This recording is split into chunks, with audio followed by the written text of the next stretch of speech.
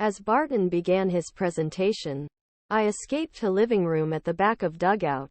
Connolly asked me to meet 3 local ministers of truth. Around a large rectangular folding table sat Connolly, Donald Eason, Pastor Metro Church of Christ Sterling Heights, Jeffrey Hall, Pastor Congregational Faith Church in Holt, and Dominic Burkhart, who describes himself as a full-time missionary to the legislature Lansing. Connolly, who clearly expected people support him, declared that he had not seen anything like this in his trip to hundreds of churches across the country and asked the priests give their opinions on this issue. There are definitely some political divisions in Michigan churches, Hall said. Eason nodded. COVID has definitely drawn some boundaries, Hall continued. They were coming from closed churches and wanted to know if we were taking a tough stance against the government. I never wanted to fight a war with the government. We have been closed for about a month. I just wanted to honor God. But some people weren't looking for that.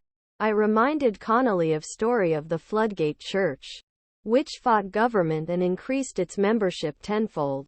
The church's expansive new campus was miles from where we sat. Connolly gave me a now familiar faraway look. He's talking about Bill Bolin, Eason interjected. I asked Eason how he knew about Floodgate's pastor. Oh, I know Bolin, Eason said with an uneasy smile. We all know Bolin. Connolly claimed he didn't know anything about Bolin, so others informed him. Refusal to comply during COVID. Cries of martyrdom. Alliances with far-right politicians and activists. Nazi salute he gave Michigan Gov. Well, he would be the unicorn in our crowd, Connolly said. But Connolly was in San Diego with Charlie Kirk and a small army of just so priests. It was true that much of turmoil in churches came from the bottom up, as radicalized members rebelled against inadequate political efforts of their pastors. But it was also true that a growing number of conservative pastors were doing the same thing Bolin did with Floodgate. Those who refused, meanwhile, were pastors who did not want to host the American Restoration Tour in their own temples, which Connolly described as underdog.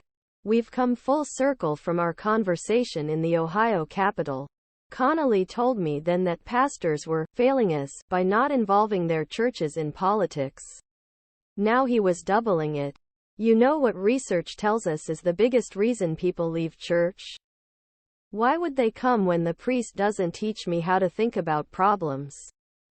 Connolly said, Christianity must permeate the culture, not separate from it. He insisted that the way for Christianity to penetrate culture was to address the great debates of our time: abortion, homosexuality, transgenderism.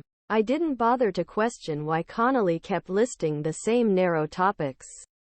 The answer was obvious. Talking about other clear-cut biblical issues like caring for